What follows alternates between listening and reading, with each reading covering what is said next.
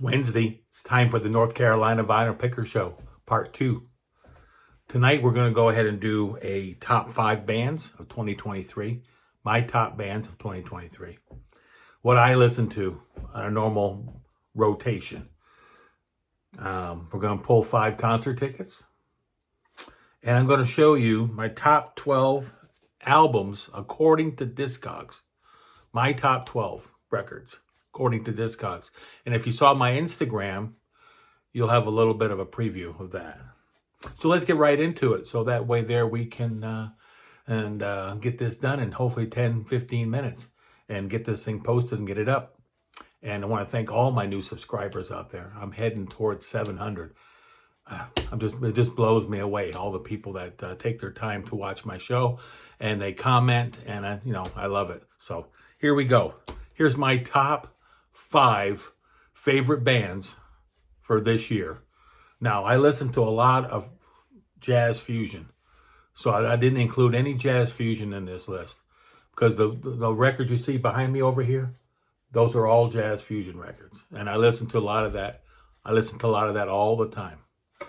But coming in at number 5 is my top 5. These are all prog artists. I'm going to tell you that straight up. They're all prog items. Camel. Here's both covers of Mood Madness. My favorite Camel album. Love Camel. Andrew Latimer, the guitarist, just announced that they will not be going on tour. He's sick again. He's had a lot of health problems. So, yeah. Coming in at number 4. There's Yes. Yeah, early Yes. Yeah, with Peter Banks, Bill Bruford. My favorite period of Yes. Their first couple albums. The Yes album, Time and a Word. And then Rick Wakeman joins, and it's a completely different band.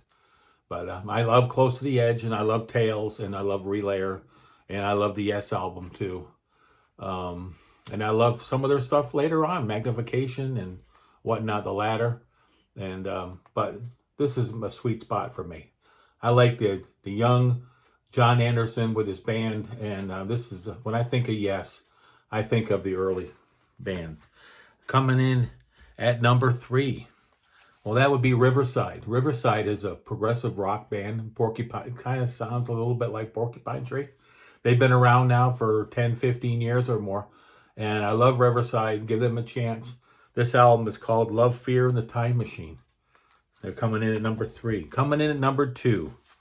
And this could be number 1 any time of the week, or I could flop around number 1 and number 2. I'll say one month, I'll say number 1 is my number 2. My 2's number 1. But here's number 2. And here's Early Marillion, Misplaced Childhood. Here's Later Marillion, Fear with Hogarth. Love this album. Play it all the time. And here you go, An Hour Before It's Dark. The latest Marillion album. I hope they tour close by me. He's my second favorite artist. And yeah, that was my favorite album of last year. 2022 would be An Hour Before It's Dark. And coming in at number 1, everybody who knows me knows who my number 1 is. That would be Steven Wilson and Porcupine Tree. And here's Steven Wilson, my favorite album by Steven Wilson, The Raven That Refused to Sing. And here's Porcupine Tree's album, The Incident, which was their last album before they released PTCC last year, Closure and Continuation. This was their last album from the original band with their original bass player. And I love The Incident. It's a double album. Octane Twisted is the live show of this. I should have gone. I knew about the show in Orlando and I didn't go, and I'm still kicking myself 10, 12, 15 years down the road. So there you go. Those are my top 5 bands. What are your top 5 bands? List them down below. Write them in there. Let's pull 5 tickets, and then I'm going to show you them records. I was blown away by some of the prices on these things. Let's go here. Steve Winwood, House of Blues. My friend, me and John went there, told this story before. They wanted to take his camera, so he gave him the film. He was able to keep the camera. So, yeah, there was no photography. during that show. I remember the show being awesome. I never thought I'd ever get to see Steve Winwood. And we went across the street to the record store over there, Tower Records, and we got to go upstairs. We met him. We met Stephen Wilson. I said it again. Stephen Winwood. We met him, and he signed my CD, Spy in the House of Love. Yeah, great show. Great show. I'm getting down to the end here. Then I'm going to have to figure out what I'm going to do next. How about Budweiser welcomes the Rippingtons? This is the Bob Carr Performing Arts Center. I went there with the same friend John, and we saw this show down in Orlando at the Bob Carr. Bob Carr sucks. It was a terrible venue, and we went back there and saw Yes many years later, and it was still a terrible venue. But it's in Orlando. There's long aisle seats go all the way across, and there's no break in them. The seats were real tiny, and I'm not a tiny guy, and it was, the acoustics in there are not that good. So it's not the place to go to see a show. If you live in Orlando, I'm sorry. If you had a bad experience, let me know down below. The Bob Carr, the Rippingtons, great show though. Got to see the Rips. I got to see them, I think, twice. Both times with John.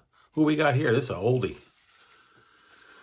King Crimson, of course, this was at the Savoy. Yeah, the Savoy. November 1987. Wow, that must have been, I don't know. The Savoy. 141 West 44th Street. I don't even remember the show. Tell you the truth, I thought I only saw King Crimson twice. Once at Toad's Place with the Discipline Tour, and then again, I saw Crimson down in Orlando, the Tupperware Center, with my nephew Peter, and it was a great show. And I told that story before, where I had the button on there, the Pink Floyd Pulse button. Robert Fripp told me from the stage, told me to take it off because it was throwing him off. Yeah, I talked to Robert Fripp. He wasn't happy with me that night. How about this one here? $5.25. Lehigh University, Grace Hall, and that'd be Renaissance on the Novella Tour. I saw this one with John, my best friend up in New Jersey. And the 16th of February, 1977 for a whole $5.25. Yeah, shows were used to be cheap. They're not anymore. Who we got here? James Taylor. Saw James Taylor with my friend John again in Florida, my ex-military buddy, and saw the Hourglass Tour in the arena. And I think I got pretty drunk that night. I remember leaving the arena, not coming back, or I was there with his brother and his sister were there. There was a bunch of us there seeing the show. And I just had a little bit too much to drink that evening. Yeah, I think so. I think that's what happened. I'm sticking to it. There's people there that can vouch for that. Okay, so there you go. There's your top 5.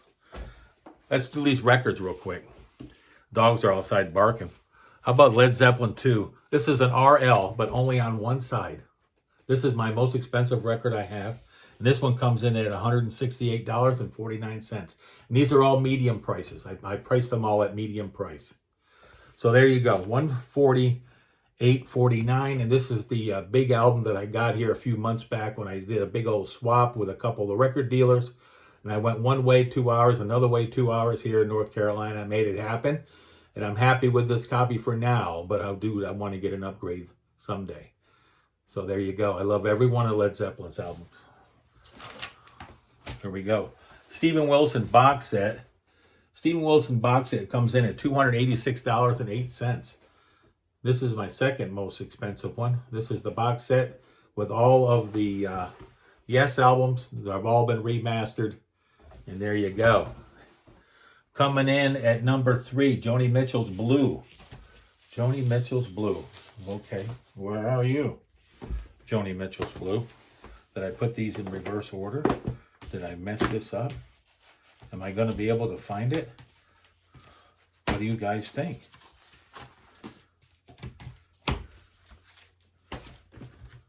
I had this all perfect. I was going to get this all done. And it wasn't going to be an issue. And now I can't find the record. Oh, there it is. This Joni Mitchell Blue is an OG. Sorry for that. And a little technical difficulty. These things happen. Joni Mitchell Blue, I found this one for $3 a couple weeks ago, last week, whenever it was. The cover is beat, but the album is just perfect. I found 10 of her albums for $3 a piece, and they were all, as JT would say, minty mint. Yes, they were all minty mint for $3 a piece. This one here I'm keeping. Some of them I'm selling in my store. Oh, speaking of my store, it's in Discogs, and it's Big Chief Vinyl 57. There you go. So all your needs, all your record needs, if you need some stuff, go there. There's lots of prog and fusion. There's lots of great stuff and great prices. They're real good prices because I undercut everybody. I go in and I see what the latest one, and then I go ahead and I put it in for the lowest price. So there you go. Can't lose. $6 for shipping, unlimited. Send it right out to you next day. Anyway, talking about Joni, and Joni's coming in at number 3 at $358.86. And I paid all $3 for that. Number 4, coming in, number 4, Pink Floyd's Pulse. Yep, I got this one down in Charlotte when I moved, just before I moved up here at Lunchbox Records. I remember getting it, and I think I paid about $150 for it. Now it's worth, what is it worth? It's worth $119.99, but that's the medium price. A mint like this, never been played, out of the shrink, but never been played. This album's coming in at $300. Easy. Okay, coming in at number 5. Coming in at number 5.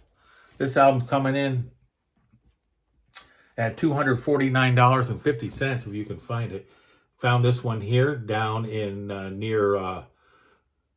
down past Hickory, in a little town down there.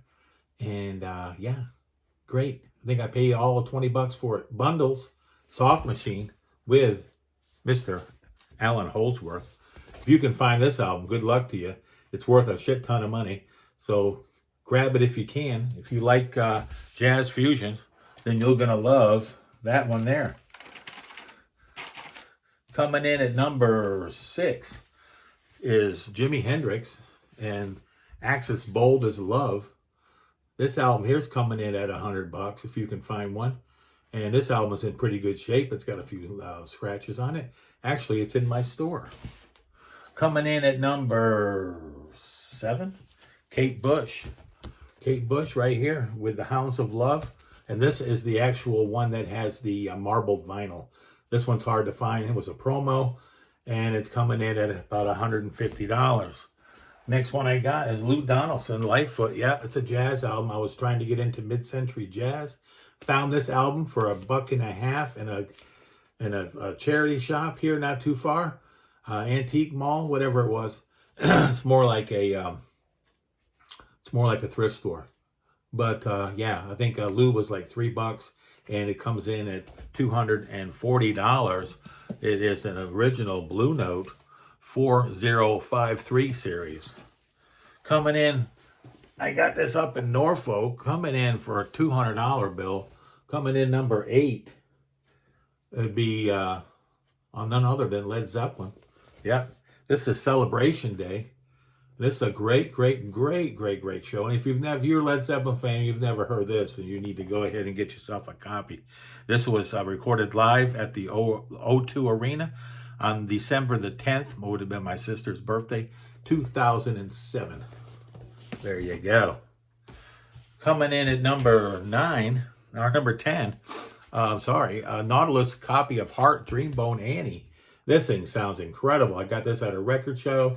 I think it was mispriced. I think I got it for like $15, and it's worth about $125. So there you go. Coming in at number 10. Number 11, Steven Wilson, Hand Cannot Erase. This album is coming in at about $170 if you can find one, and it's two records, and I'm not sure if it's 45 or 33, but it's Steven Wilson's masterpiece, Hand Cannot Erase. And then coming in at number 12 is Miles Davis, King of Blue. So got some water damage here. I think I paid all of $20 for this. I got it over at Harvest Records. The record itself, I can't pull it out. It's minty mint. It's really good. It's a really old Columbia record. It's a, believe it's goes all the way around. It's a Columbia. It's not a 2-eye. It's not a 6-eye. It's all the way around the clock. That's all I got for tonight. I'm going to come back with you in a little bit. I'm going to do a contest and for Liam, and I'm going to go ahead and post that soon too. So I went over my allotted time. I was supposed to do all this in 10 minutes. It took me 16 minutes to get this completed, but I got it done. I want everybody to think about them troops out there, and take care. And I'll be seeing you soon. I'll be seeing you this weekend. Today's only Wednesday, so North Carolina Vinyl Picker will be back this weekend. I'm going to be doing that next show here in a few minutes. I'm going to post that up too, and that'll be a short one. That's going to be Liam, a contest for him.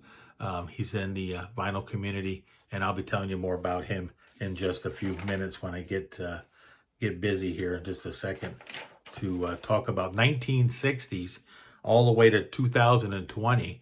My favorite album from all those years. You know, how did I grow up when I was in high school? What did I listen to? What did I listen to when I got in the service? What did I listen to when I got out of the service? What did I listen to when I lived in Orlando, Florida, down by Orlando? What do I listen to now? Liam has it all for you. It's going to be on his contest. I'll talk to you soon. North Carolina Vinyl Picker, I've rambled on long enough. Peace.